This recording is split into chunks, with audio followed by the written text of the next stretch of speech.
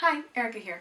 Okay, so I figure there has to be at least one person out there that is somewhat interested in the whole cherry pitting process, so I thought I would do a quick video to show you guys what that entails.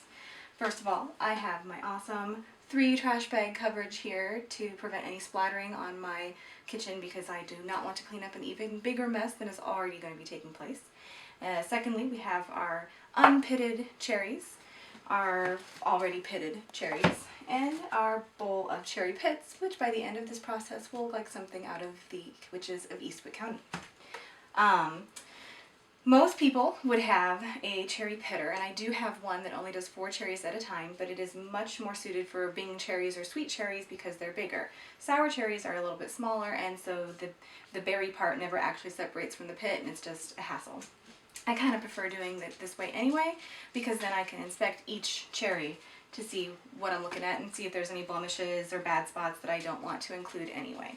So what I do is just take a normal paring knife and slit it on the side, stick my thumb in, poke out the pit, put it in my bowl, and do one more glance over and put it back in. I've gotten pretty good at this process, so I can do about 2 cherries in, or 1 cherry in 2 seconds. This is about 1/3 of the cherries that I picked this year, so add that to 2 seconds a piece, and I'm going to be here for a while. Like I said, one of the great ways or reasons for doing this on an individual basis is that we can find any little hitchhikers that come along in our cherries. I've got one off to the side that I already pulled, and we have a worm. Oh, and he is still alive, moving around there for you. So we just close that up and put it in with the throw pile, and I have a 99.9% ratio or whatever to finding those guys, and if I don't, when I boil it down, they usually come to the top and I scoop them out, and if not, a little extra protein. Just kidding. I really am pretty good at finding them. Another problem is pits, and okay, if you're going to do this whole process, it's inevitable. I just put a disclaimer on everything. If someone is lucky enough to eat them, that they cannot sue me if they chip a tooth.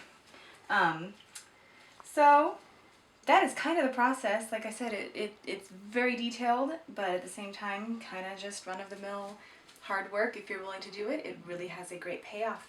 I for sure will be making some pies. I'm going to do some, I'll just freeze a whole bunch of these as they are, and I'm going to use all of this grape juice and make some wonderful sour cherry jelly.